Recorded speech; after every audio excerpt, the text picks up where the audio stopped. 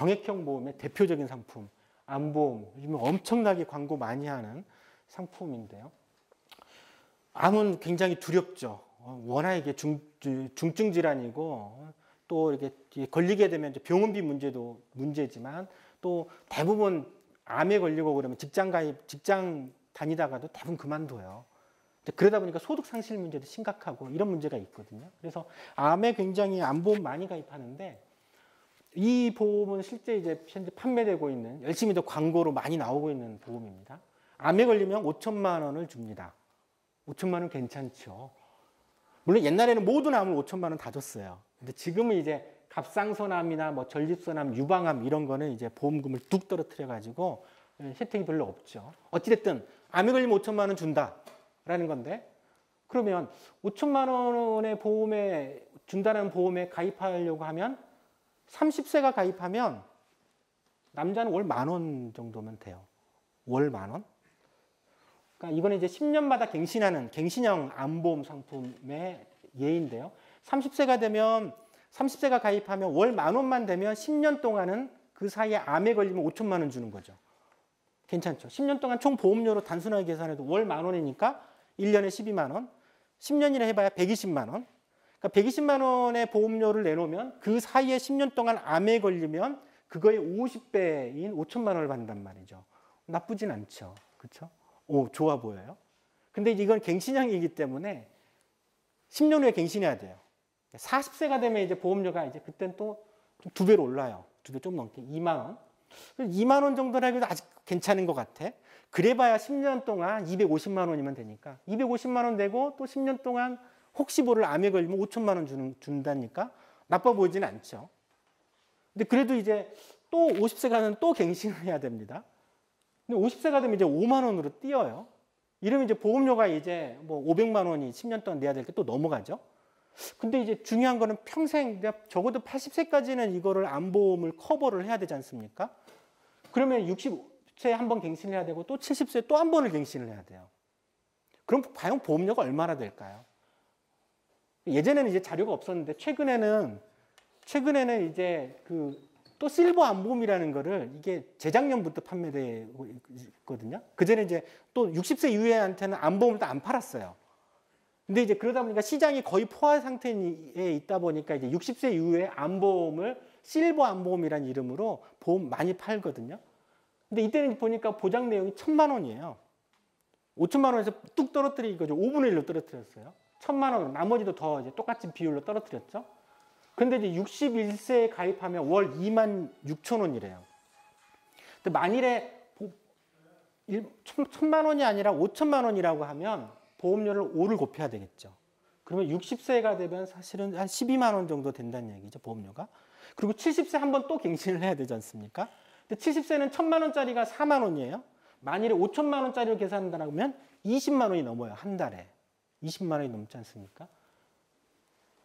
그래서 제가 보험금을 다 계산해 봤어요. 보험료를 총 얼마나 내야 되냐? 30대는 총 10년 동안 120만 원, 40세가 되면 갱신해서 그 다음에는 260만 원, 600만 원, 1,500만 원, 70세가 되니까 이제 2,500만 원이 돼요. 다 합치니까 5,100만 원이 되는 거예요. 아니 30세부터 80세까지 암에 걸리면 5천만 원의 보장을 받기 위해서 30세에서 그러니까 79세까지겠죠? 79세까지 내야 될 총 보험료가 5,100만 원이에요. 5,100만 원. 여성은 좀 적어요. 3,300만 원. 어떻게 생각하세요?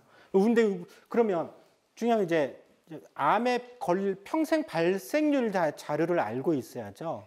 지금은 암 발생률이 평생 암 발생률이 이제 평균 수명까지니까 77세까지 38%의 남자는 그러니까 평균 수명까지 산다라고 하면 38% 정도 확률에서는 그러니까 10명 중 38명은 암에 걸리는 거죠.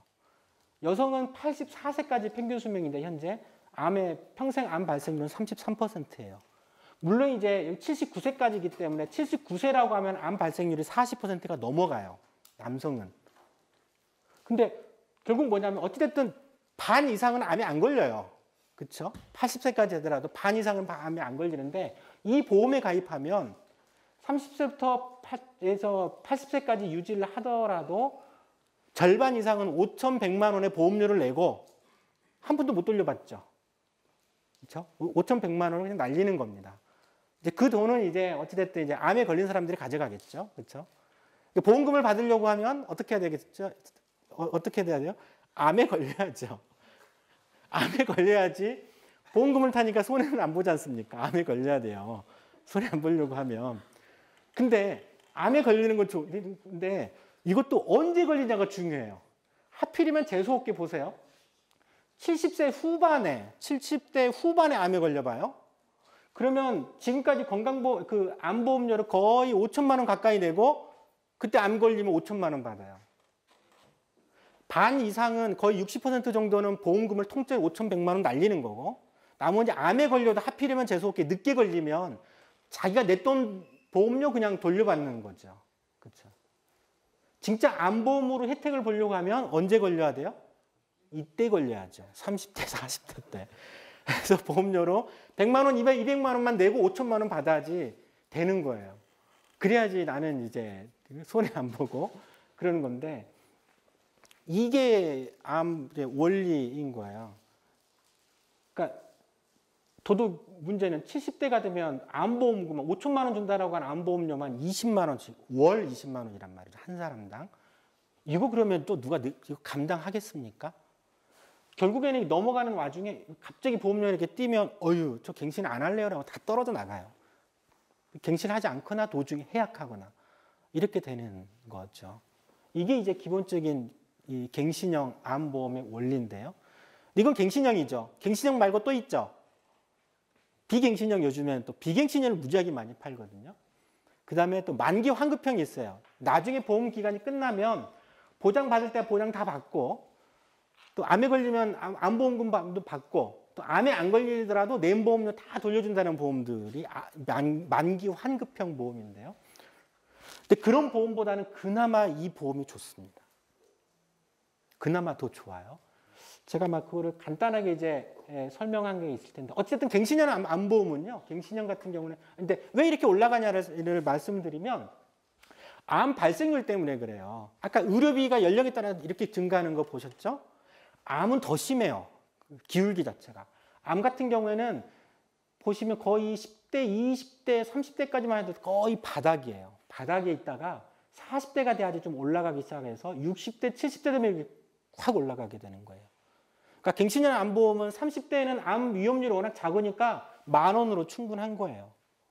근데 40대가 되면 2배로 올라가고 암 발생률이 올라가니까 이렇게 보험료가 올라가게 되는 구조를 갖고 있는 거죠. 이게 이제 갱신형 보험의 원리예요. 암 발생률 자료를 보면 국가 통계를 보면 20세 미만은 10만 명당 10명, 20명밖에 암에 안 걸려요. 10만 명당 10명, 20명이면 굉장히 적은 거예요.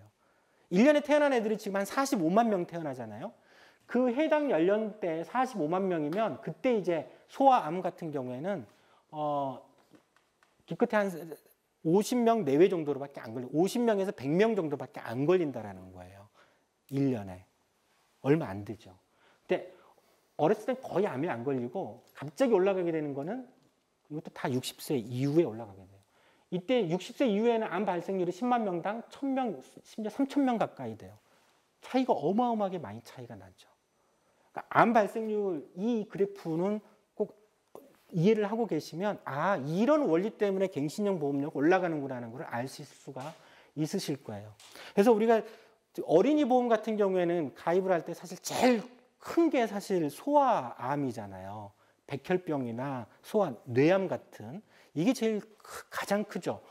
여전히 소아암 같은 경우에는 하필이면 진짜 치료도 잘 안 되고 후유증이 크게 남고 병원비도 무지하게 들어가는 암으로 주로 구성이 돼 있어요. 백혈병과 뇌암이 그렇거든요.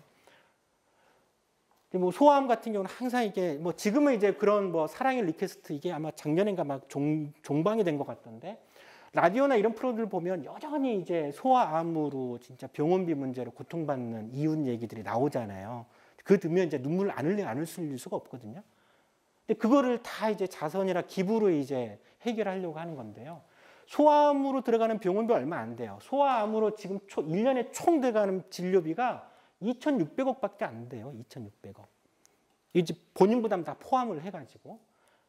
그러니까 건강보험이 대략 한 1,800억 정도 해주고 가계부담으로 법정 그 본인 부담이 800억 정도란 말이죠. 그러니까 예를 들면 1년에 800억만 돈 추가적으로 쏟으면 소아암 문제는 다 그냥 건강보험으로 다 의료비 다 해결할 수 있어요.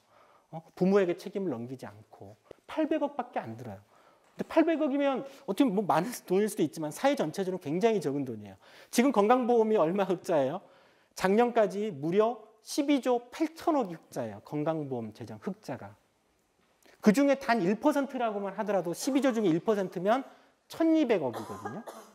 대략 한 0.6% 흑자 재정 있는 거에 0.6%만 쏟아부어도 소아암 같은 경우에는 100% 다 건강보험을 해결할 수가 있는 거죠.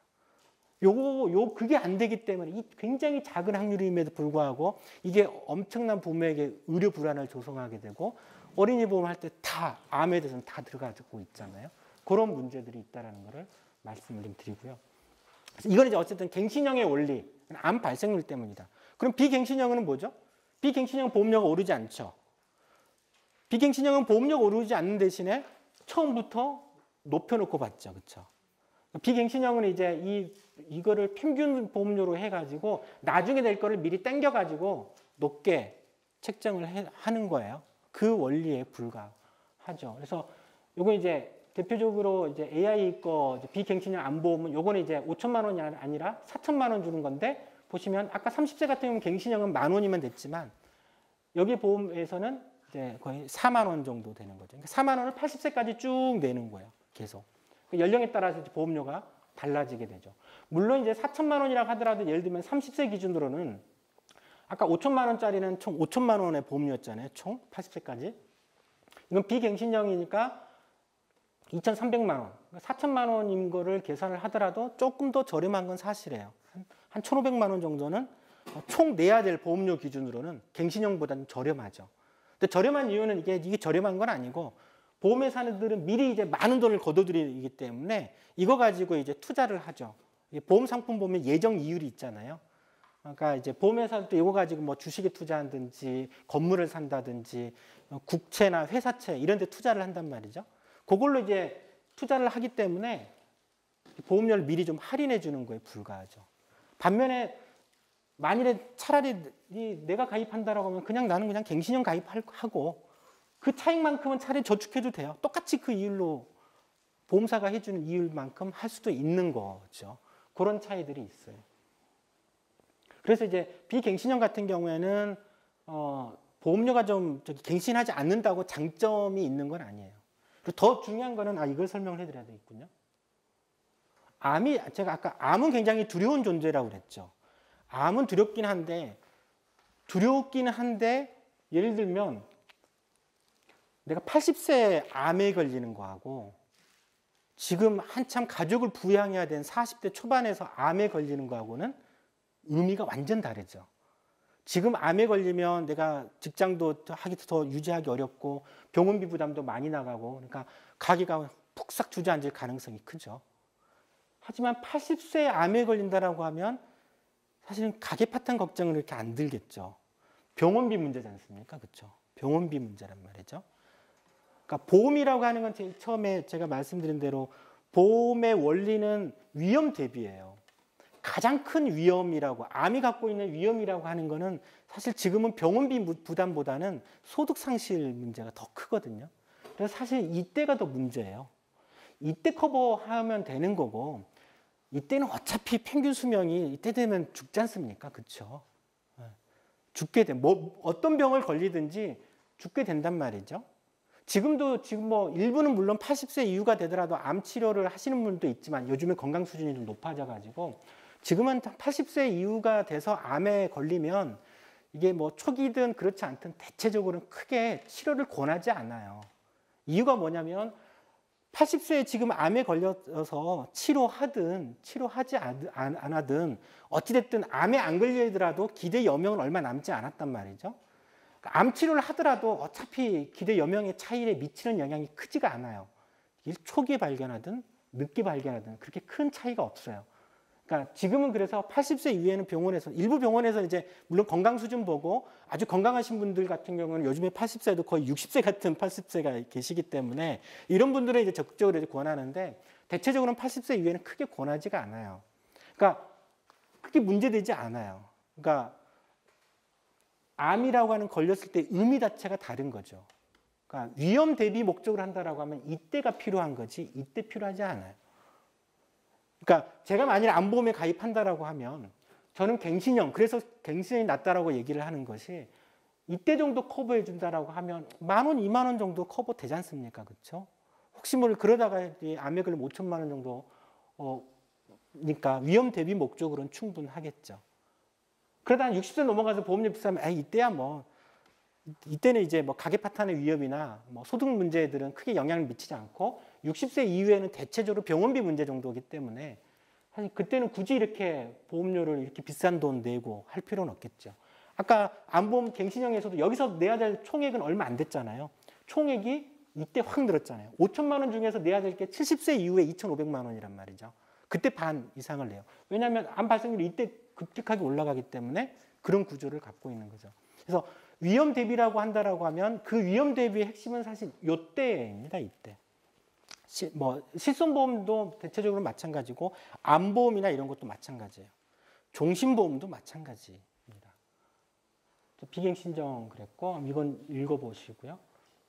그리고 그 얘기도 좀 추가적으로 어찌됐든 이제 비갱신형의 문제들은 그런 거예요. 이게 보험하고 계약하면 당신 나중에 보험금 4천만 원 줄게 이런 건데 대체적으로 암에 걸리는 거는 나중에 걸린단 말이죠. 확률적으로 보면 어쨌든 암에 걸려도 대부분은 30세가 가입하면 대부분 뭐 적어도 30년 후에 아니면 40년, 50년 후에 암에 걸려요.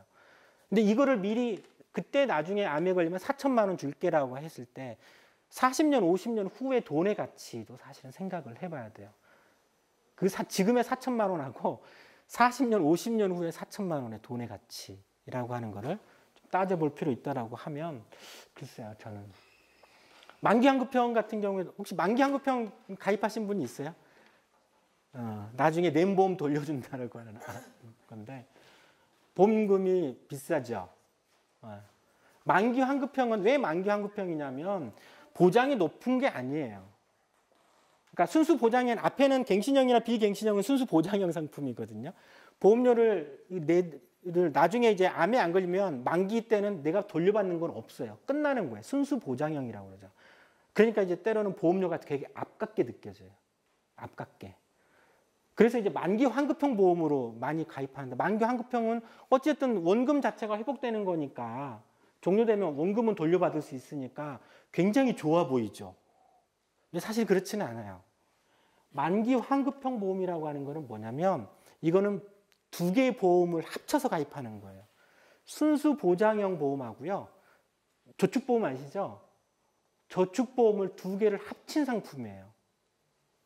그러니까 만기 환급형 상품이라고 하는 거는 기존의 순수 보장형으로 설계된 그 보험료 그대로 있고 여기에다가 추가적으로 저축보험을 따로 또 추가적으로 보험료를 책정해서 결합을 시키는 거예요. 그러니까 보험료가 확 올라가게 되는 거죠. 그리고 이제 이 저축성 보험료를 따로 둔 거 가지고 나중에 돈을 조금 예정 이율만큼 불려가지고 만기 시에 돌려주는 거예요. 순수 보장형으로 책정된 보험료는 어차피 그건 소멸성인 거죠. 그건 어차피 소멸되는 거예요. 근데 보험회사 입장에서는 만기 환급형을 가입시키면 굉장히 좋아요. 보험료 단가가 확 올라가게 되거든요.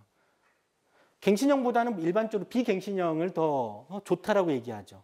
보험료가 안 오른다는 걸 근거로.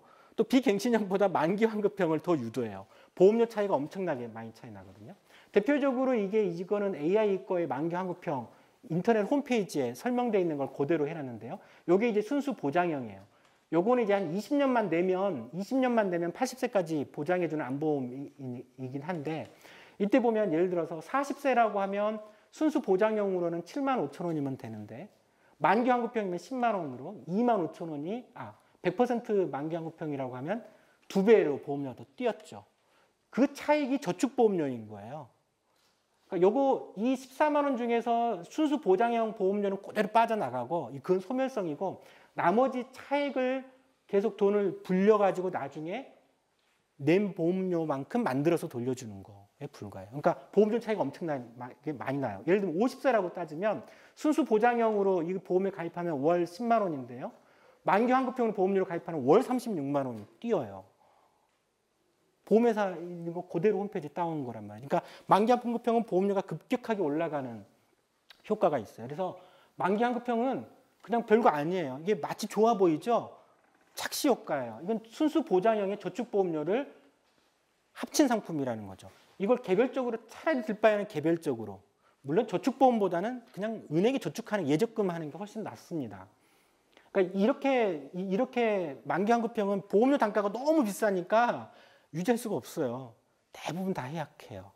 그러니까 저축보험의 특성이 어떤 저축보험, 개인연금이든 일반 저축보험이든 이런 만기 환급형이든 간에 저축보험의 해지율은요, 3년 지나면 거의 절반 가까이 해약해요. 보험료가 너무 비싸거든. 감당하기가 어려워요. 내다보면 도중에 갑자기 어떤 일이 생길지 모르잖아요. 갑자기 애가 커서 사교육비가 갑자기 확 들어갈 수도 있고, 갑자기 시골에 계신 부모님이 병원에 걸려가지고 병원비 몇백만 원 나왔다고 그러고, 그럼 뭐 어디서 그걸 감당합니까? 보험을 해약하는 방식으로 하는 거죠. 그리고 또 하나는 이 보험 보면 만기 환급형은 언제 돌려받냐면 80세에 돌려받는 상품이에요. 그러니까 예를 들어서 30세에 가입하면 80세에 돌려받는 거예요. 원금을 80세, 50년 후에 돌려받는 거죠. 50세에 가입하더라도 30년 후에 돌려받는 거예요. 이건 저축보험료가 들어가 있기 때문에 예를 들면 우리가 저축을 한다라고 하면 내가 80세 돼가지고 받을 목적으로 지금 저축을 하겠습니까?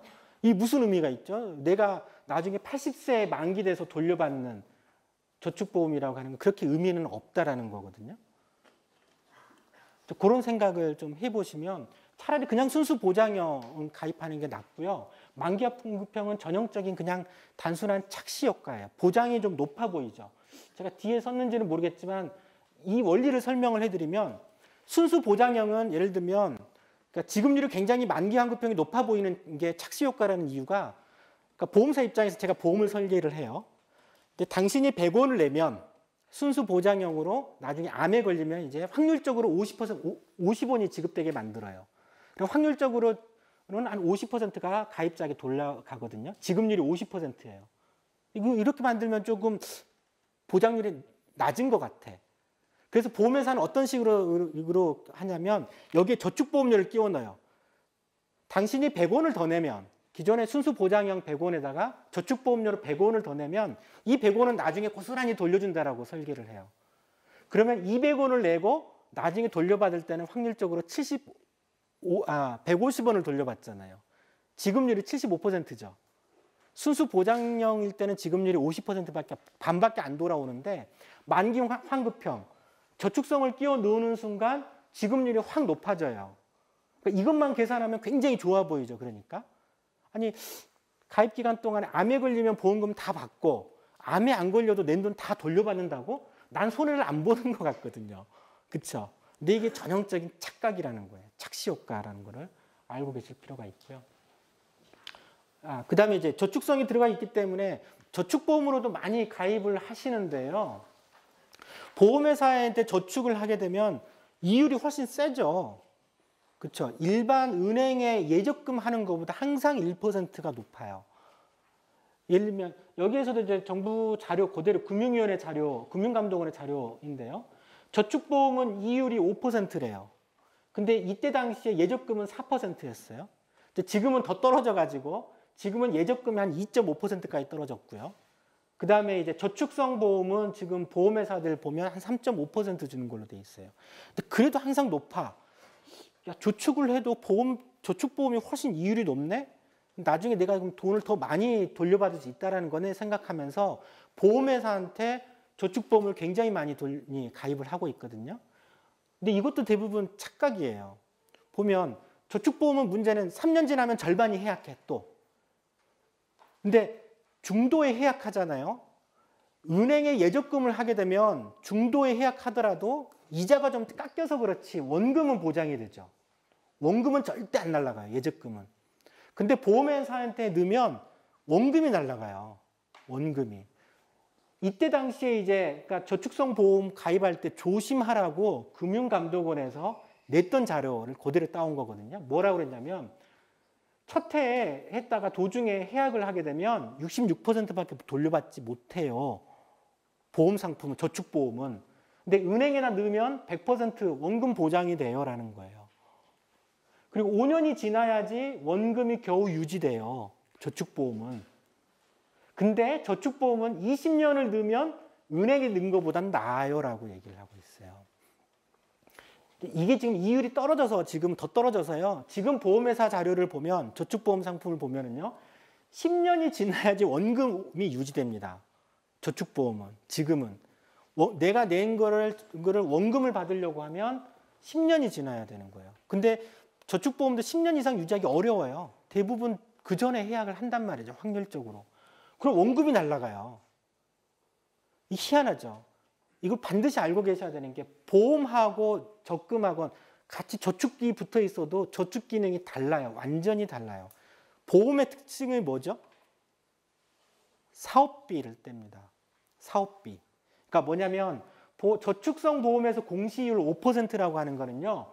낸 원금에 대한 5%가 아니에요. 이자가. 이율이. 여기에는 사업비가 들어가 있습니다. 저축성 보험의 사업비는 제대로 알려지지 않았지만 10%입니다. 사업비가. 원금에서 10%를 사업비로 떼요. 10%를 떼고 나머지에 대해서 이율을 주겠다는 거. 5%. 그렇죠? 그러니까 그래서 이율이 높은 거지 이거는 원금에 대한 5%라고 생각하시면 안 돼요. 근데 보험회사들은 이런 상품을 홍보를 할 때 마치 원금에 대한 이자인 것처럼 계산을 해가지고 견적 내오거든요. 그 잘못된 거예요. 근데 이제 은행 같은 경우에 이율이 낮은 게 은행은 이제 원금에서 돈을 굴려가지고 나중에 이제 이자에서 수수료를 떼가는 방식이에요. 은행은. 근데 보험회사는 사전에 사업비를 떼요. 나머지에 대해서 이율을 주는 거예요. 앞에서 제가 안보험에서 30세 같은 경우 갱신형 10,000원이라고 그랬죠. 그 10,000원 중에서 사업비가 들어 있습니다. 안보험의 사업비는 기본적으로 30%를 사업비로 떼요. 30%를. 종신보험은 거의 한 15%에서 20%를 사업비로 떼요. 저축보험은 사업비가 10%, 20, 30 이렇게 그냥 계산하시면 될 거예요. 거의 맞을 겁니다, 아마. 근데 문제는 아니 그래 사업비가 10%라고 하더라도 1년 후에 해약을 하면 그래도 90%는 돌려줘야 되는 거 아닙니까? 근데 90%도 안 돌려주고 60%대밖에 안 돌려준단 말이죠. 이게 또 아주 복잡한 비밀이 있어요. 중도에 해약하지 않습니까? 근데 보험회사들은 그러면 계약을 하는 거는 만기까지 이건 당신이 분할 납부하겠다라고 계약을 한 거예요. 보험사 입장에서는. 즉 뭐냐면 그러면 보험사 입장에서는 이 만기 동안에 가입 기간 동안에 내야 될 보험료 중에서 보험회사는 사업비로 책정을 해놨는데 도중에 해약을 해버리면 사업비를 못 가져가잖아요. 예정돼 있는 사업비를. 그래서 원금에서 나중에 걷어가야 될 사업비를 또 빼고 주는 거예요. 그러니까 보험회사는 손해를 안 보죠. 그래서 이제 이 환급률이 저축보험인데도 불구하고 이 정도 떼는 이유가 앞으로 내야 될 사업비를 다 차감하고 주기 때문에 이 정도인 거예요.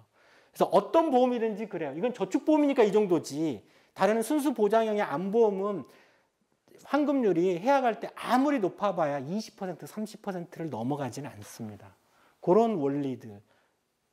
이건 조금 어려울 수 있는데 이해는 하시겠죠. 사업비 때문에 그런 거고 중도 해약하면 나중에 받을 사업비도 미리 다 뗀다. 그러니까 보험회사는 손해를 안 봐요. 가입자가 중도 해약하더라도 그런 문제들은 좀 알고 계실 필요가 있을 것 같아요. 시간이 조금 많이 좀 지연돼서 그래서 이제 이런 예들을 보면 이게 아주 심플한 가장 전형적인 예입니다. 보험의 가장 전형적인 예고요. 근데 이제 이것만 아시면 대부분의 보험은 어렵지 않게 이해하실 수 있어요. 근데 막 이렇게 보험 상품 약관이나 특약 보면 굉장히 복잡해요. 얘는 이게 라이나나 AIA 외국계 보험회사는 아주 심플하게 보험을 설계를 하는데 국내 이제 굴지의 보험회사들 삼성, 현대, 뭐 LIG 이런 상품들 보면 굉장히 복잡해요. 특히 이제 뭐 통합형으로 뭐 변액 유니버셜 이런 식으로 해가지고 아주 복잡하게 설계를 해놔서 그렇지 기본 원리는 다 여기에서 벗어나지 않습니다. 이거를 복잡하게 얽히고 설키고 그렇게 해놨던 거에 불과하다라고 보시면 되겠고요. 그래서 이제 이거를 이제 구체적인 사례를 가지고 설명해줬고, 그래서 이제 그래서 좀 더 정리를 좀 해서 아까 제가 민간보험 대부분 해약한다고 그랬죠. 이건 통계에도 그렇게 돼 있어요. 이 자료는 보험회사에서 연구한 자료입니다. 자체 조사한 거에 의하면 어떤 보험이든지 5년이 지나면 유지율이, 남아있는 율이 기껏해야 50%, 어떤 경우에는 30%대라는 거예요. 그러니까 절반 이상 해약되는 거예요. 5년 지나면 반 해약합니다. 5년 지나서 반 해약하면 만기까지는 얼마가 남아있겠습니까? 확률적으로는 30% 정도밖에 안 남아요. 한 70%는 도중에 다 해약한다라고 보시면 돼요. 어쨌든 해약하면 손해지 않습니까? 그렇죠? 보장도 못 받고 해약을 할 수밖에 없기 때문에, 그러니까 지속 가능성이 없다라는 거예요. 핵심 지속 가능성이 없고. 해약하는 이유도 뭐 제대로 연구는 안 돼 있지만 대부분 이렇대요. 생활자금이 부족하거나 보험료가 너무 부담이 돼서 해약을 한다라는 거고요. 또 이제 혜택 문제도 보시면 내가 낸 보험료가 과연 나한테 어느 정도까지 확률적으로 돌아올까, 이런 생각을 좀 해보시면, 생명보험사 같은 경우는 지금 이게 2012년 데이터입니다. 2010년 데이터입니다. 시간을 지금 날짜를 못 썼는데, 이게 이때 생명보험사가 이제 그 보장성 보험료를 총 62조를 걷었어요. 저축보험료 빼고, 저축보험 빼고 62조를 그해 1년 동안에 걷어서, 그러면 1년 동안 걷었으면 1년 동안 지출된 게 있잖아요. 지출 내역을 봤어요. 보험금으로 32조가 지출이 됐어요. 그리고 14조 정도를 사업비로 떼갔어요. 굉장히 사업비 비중이 높죠. 한 20% 정도 되는 것 같아요. 그 다음에 이제 14조 정도는 이후에 이제 지급할 걸로 적립했고, 이익을 이렇게 가져갔고, 근데 32조 정도가, 절반 정도가 지급됐는데, 지급된 내역을 봤더니 32조 중에서 16조가 해약, 효력 상실로 지급된 거예요. 도중에 이제 중도 해약하기 때문에 그게 이제 거의 절반이 사실은 해약금으로 보험금이 지급되고 있다는 거예요. 나머지 보험 가입 목적에 맞게는 겨우 한 16조 정도만 보험 가입의 목적에 맞게 지급된 거예요. 거의 사업비하고 맞먹는 정도인 거죠. 그러니까 실제 이게 현황 자체가 이랬다라는 걸 알고 계시고요. 또 이제 손해보험사 손익계산서를 보더라도, 손해보험사는 여기서 그래서 생명보험사 지급률은 보통 한 50%에서 60% 사이 왔다 갔다 해요. 근데 이제 손해보험사 자료를 보면 자기네들은 우린 지급률이 80%라고 그래요. 80% 정도면 사실 그렇게 나쁜 건 아니에요. 보험회사가 20%만 가져가고 80%는 다 지급한다라고 하면 사실은 그건 나쁘지 않거든요. 그래서 저도 뭐 손해보험사는 괜찮겠거니 생각을 했는데, 보험회사를 잘 들여다보니까 거기에 또 함정이 있더라고요. 아까 그랬죠. 보험에 저축성 보험이 있단 말이죠.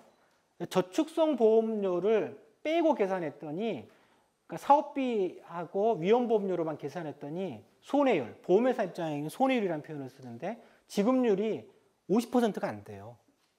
실제로는. 근데 이제 저축성 보험 손해율은 다 100% 넘어가게 되는 거예요. 그러니까 제가 아까 예를 들었었던 거죠.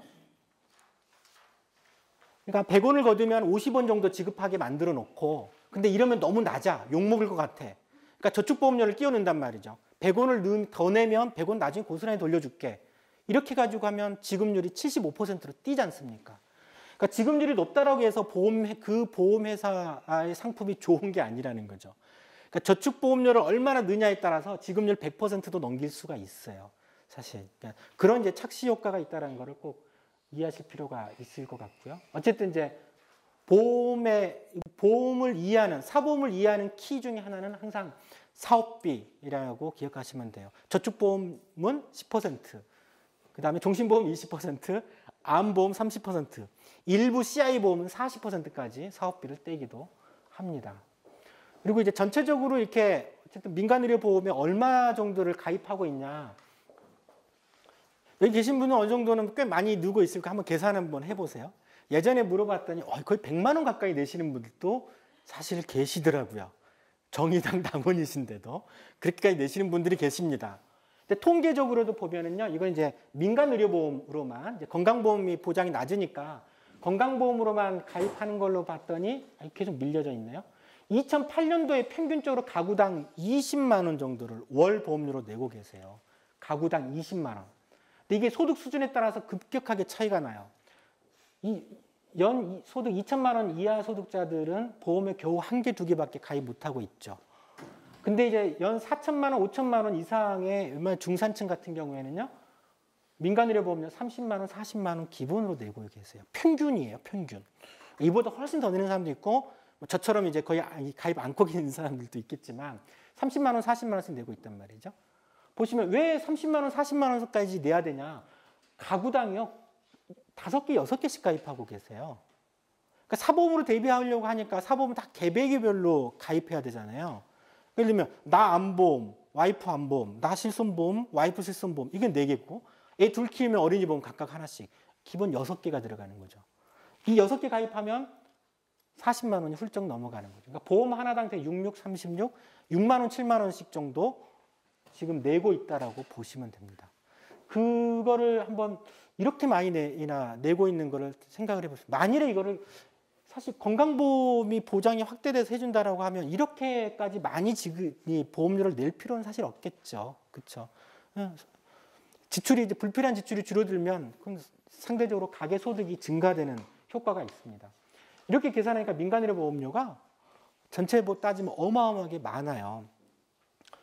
가구당 20만 원 계산하면 이건 2인 이상 가구 연구하니까 우리나라 전체 가구 중에 2인 이상 가구 한 1,400만 가구 정도 되거든요. 1,400만 가구가 월 20만 원씩 12개월 동안 낸다라고 단순 계산해 보면 그냥 33조 나와요. 2008년도 데이터니까 지금은 거의 한 40조 가까이 될 것 같아요. 이때 당시에 33조라고 하면 건강보험 재정 지출이 이때 28조였습니다. 건강보험 재정보다 더 많이 사보험으로 오히려 더 많이 지출을 하고 있다라는 거고요. 그래서 민간의료보험 일종의 밑빠진 독이 물붓기 효과가 있다. 이렇게 많이 가입을 해도 의료 불안 자체가 해결이 안 돼요. 왜냐하면 민간의료보험은 주로 누가 가입하고 있냐면 30대, 40대 젊은 층이 다 가입하고 있어요. 근데 의료비는 60대, 70대, 80대에서 주로 지출한단 말이죠. 근데 여기 60세 이후에는 거의 민간의료보험 가입 못하고 있어요. 그러니까 30대, 40대는 해결이 되죠. 30대, 40대에는 아무 걱정 없어요. 이때는. 근데 공백은 여기에 있는 거죠. 그러니까 가계 지출로 따지면 의료 불안 때문에 우리 가족, 온 가족, 와이프랑 나랑 자식들 다 가입해놨는데 진짜 의료비 빵꾸는 어디서 나냐면 부모님에서 난단 말이죠. 시골에 계신 부모님이 갑자기 야 암에 걸렸댄다 한다, 뭐 쓰러지셨단다 이래가지고 몇백만 원의 병원비가 나오는 문제. 그러니까 이중적인 부담이에요. 보험료대로 보험료는 다 나가고 또 의료비 지출할 것도 다 지출해요. 이 의료비는 우리 부모님들이 주로 지출을 하기 때문에 발생된다는 말이죠. 그래서 사실 민간의료보험에 아무리 쏟아부어봐야 의료 공백, 의료 불안 자체를 근본적으로 해결하기는 어렵다라고 하는 걸 아실 수가 있습니다.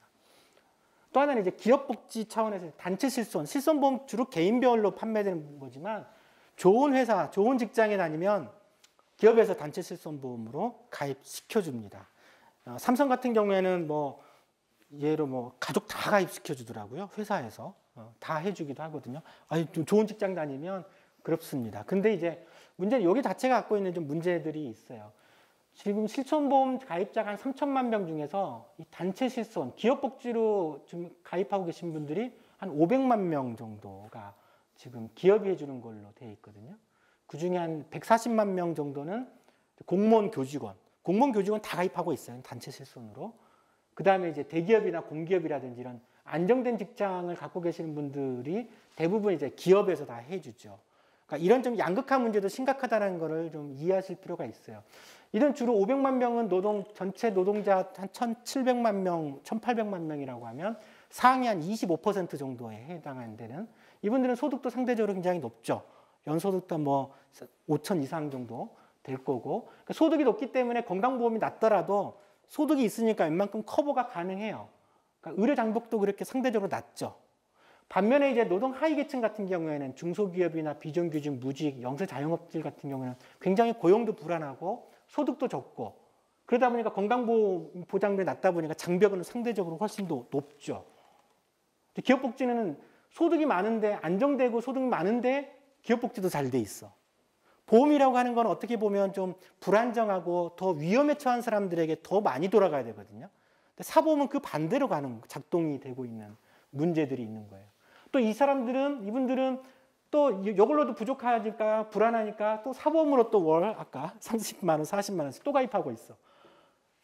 층층이 다 가입하고 있죠. 하지만 노동하위계층은 여전히 그러지를 못하고 있는 이런, 그러니까 사보험 자체가 더더욱 양극화를 좀 더 유발하는 이런 측면들이 있어요. 이러다 보니까 이쪽은 필요한 만큼 의료용 충분히 가능하겠죠. 과잉진료도 많이 하고. 반면에 그렇지 못하는 경우에는 이제 더 큰 문제들이 미충족으로 서비스고 광범하게 양산이 되는 문제들이 있는 거죠. 또 민간의료보험은 전적으로 이제 우리가 보통 보험은 위험 대비 효과, 위험 분산이라고 하는데, 위험 분산 효과는 어떤 보험이든 다 갖고 있지만 민간의료보험은 상대적으로 이제 대신 소득 재분배 효과, 이게 보험에서 우리가 사회보장제도는 소득 재분배 효과가 굉장히 또 부수적인 기능 중에 한 가지인데요. 민간보험은 적게 내면 이제 보장도 적죠. 많이 내면 좀 많지만, 하지만 이제 사업비가 빠져나가죠.